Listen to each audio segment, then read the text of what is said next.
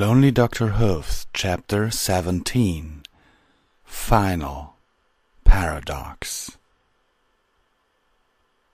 The butcher walked through the command center of Gallopfrey High Command. His mood was worse than ever before, and some pony would have to pay for this mess soon. Practically disintegrating the doors to the council chamber, he stomped inside, looking at the frightened faces of his generals. It annoyed him even more. They were time ponies like him, and just a little noise startled them like little fillies. They had already conquered almost all of the known universe, and now it was all in jeopardy. All in danger due to the meddling of one annoying mare. He should have killed her directly instead of just poisoning her. It could have stopped all of this from happening, but he would never admit this oversight to his underlings, of course. "What the heck is the meaning of this?" he bellowed, stomping down hard on the table in front of him. We are not quite sure. It looks like Yggdrasil is resisting our attempts to control it. Its defenses are unique. Now we can't even get close to it anymore." An Alicorn mare to his right stuttered. "What Senator Grindstone was trying to say is that we just don't know what its defenses are. Something happened to the scientists we sent there, but we don't know what it is, and our Picotims can't seem to land there anymore." A stallion to his left tried to smooth the situation out. "How can you not know?" he started, then an idea hit him. Yggdrasil was a paradox in itself. That much the scientists had been able to find out before they lost contact with them. They had stated that in its center there was something that resembled time pony technology. His horn began to glow, summoning up a map of the time vortex itself. Then he ordered the computer to rescan the hologram and the vortex itself. A cold shiver ran down his spine as the vortex split into three. Split timelines. It's ingenious. "That bitch!" he shouted, after he realized that this was a defense that he had seen before. He had seen it as a theory only, but that had been in one of the research papers of the late professor. His generals looked at him in confusion, not understanding what they saw. He was not surprised. None of them could match his intellect. "Call our troops back," he ordered, his voice barely above a whisper this time. "Sir?" "I said call them back. If I'm not mistaken, we have a major attack coming our way. If I have learned anything from the professor, then it's to never underestimate your opponents," he shouted, rushing out of the council chamber once again. There was much to do if he wanted to outsmart her again. The doctor could not believe his eyes as he turned around. In front of him stood himself before he had turned into a pony. But that was not the only one. Behind him stood each and every one of his previous regenerations. All of them stood in front of their TARDISes, looking into his direction. His mouth hung open as he looked past the blue boxes that stood on the open field. Behind them were countless others. "How—" he stammered, unable to form a coherent sentence. "Well, it's all timey-wimey, wibbly-wobbly, but let's just say that I have no idea either." His human self laughed as he looked to the uncountable number of doctors and TARDISes on the field. "Steve, you are sometimes dumber than someone who has snuggled with a memory worm overnight," the TARDIS said, hitting him over the head from behind. And just then it hit him. "Why, of course! The elements of harmony have the power of Yggdrasil itself. They were unable to bring harmony to this world, so they gave us what we need to do it in their place. A rupture in the time-space continuum, bringing all of them here. It's an army!" The doctor murmured to himself, watching the TARDIS with disbelief. He had never wanted to fight, but this was what he needed. He had fought in the Great Time War. He had killed millions, and he had burned his own people. This time he would get it right. The Picotim of this world were better at dimensional travels than his TARDIS, but they were inferior in every other aspect. The doctors in front of him looked at him, all of them wearing a smile on their faces. They had come to this conclusion ahead of him. They did not know what was going on, but he knew that they would fight alongside him if that was what it took to eliminate the threat that loomed over this universe. He knew they would, because it was what he would have done. With a sigh, the doctor stepped forward and began to explain what they were going to do. Several hours later, in Gallifrey High Command. All Picotim had been recalled from their battle assignments all over the universe. There were millions of them now, protecting their homeworld from a threat that was sure to come. "We have just lost contact to several of our squadrons," a stallion called out. The butcher turned to face the stallion, not believing his ears. He rushed over, checking the screen, but, indeed, hundreds of Picotims had stopped broadcasting their positions at once. In their place, several thousands of unknown ships filled the radar. "What are those? Dalek? Cyber ponies? What the hell is attacking us?" he demanded of the time ponies around him, but none of them had an answer to that question. The other Picotim started to fly towards the ships, to intercept them, but they vanished one by one, until not a single one of them was left.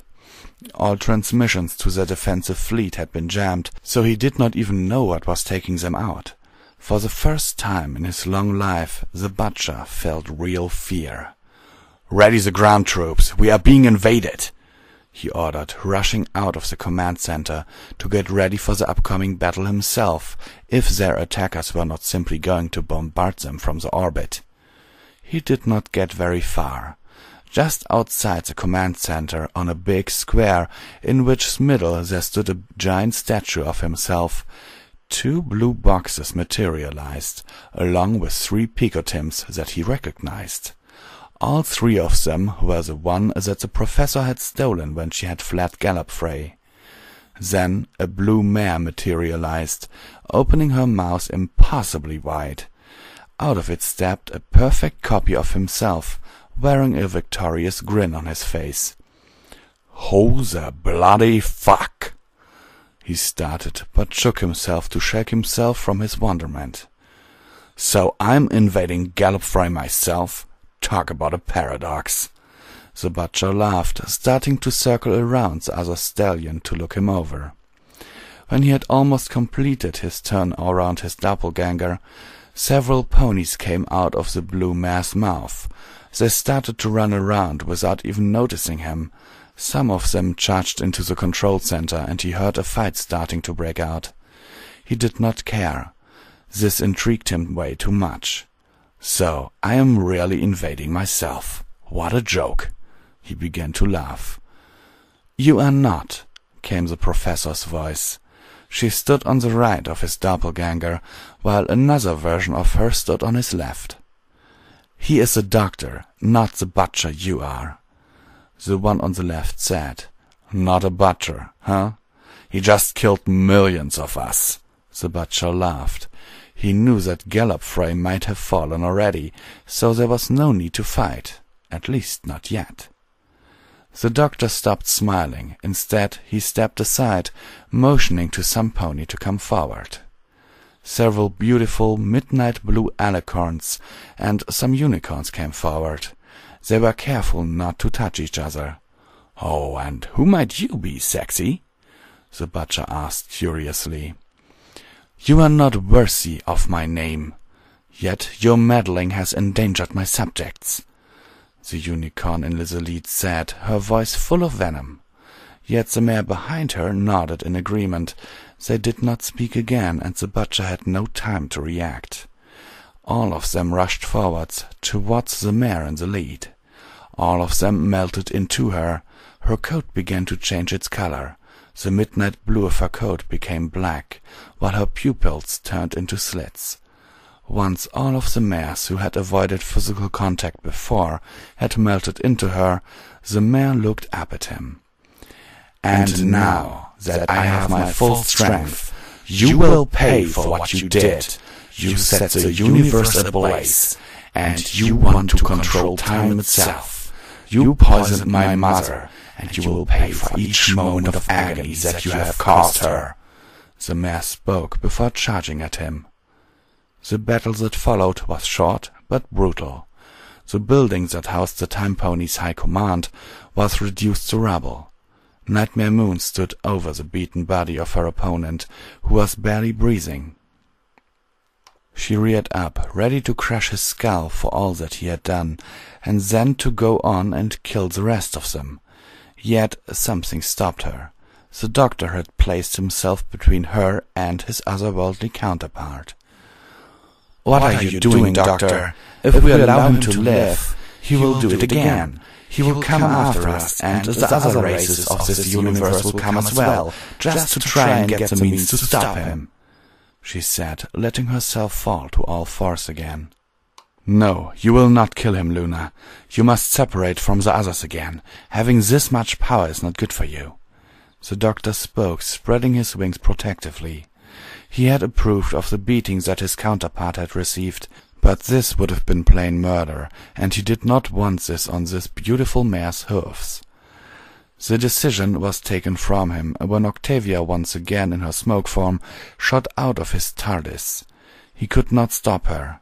Everything happened so fast that he could only watch unbelievingly as the mare snapped the butcher's neck. A Picotim came forward, taking her in before disappearing. Octavia looked over her shoulder one last time before she stepped into the pony-created time machine, and all he could see was contempt and hatred. The world around him began to glow, and he rushed towards his TARDIS again. When he was inside, the engines turned themselves on, and he fainted. Several minutes later, the doctor awoke with a splitting headache. The desktop scene of his TARDIS had changed yet again. It had returned to the state it had been before all of this had started, and he was grateful for small favors. Feeling the need for fresh air, he stepped outside. As he closed the doors to his blue box behind himself, he bumped into another pony. Sorry, I am—" he started to say, as he looked up into the eyes of Octavia. He was back in the side street where he had parked his TARDIS before all of this had started. At the corner of the street he could see a flowing blue mane.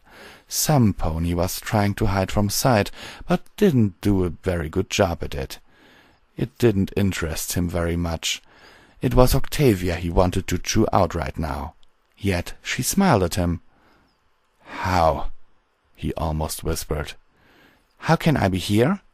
You remember the Picotim that took me in? I am not the real Octavia, Doctor. The power of Yggdrasil made me immortal, but my real body is still inside of the Picotim. That Picotim has taken root and became Yggdrasil itself, but to power its engines some pony has to be inside. That pony is me. All the versions of myself that the princesses met during their lives, all of them were me. Yet none of them really were. They all were copies connected to my real mind, as is this one. I may outlive vinyl this way, but I at least can do something meaningful. At least I can be certain of the future that our kids will live in.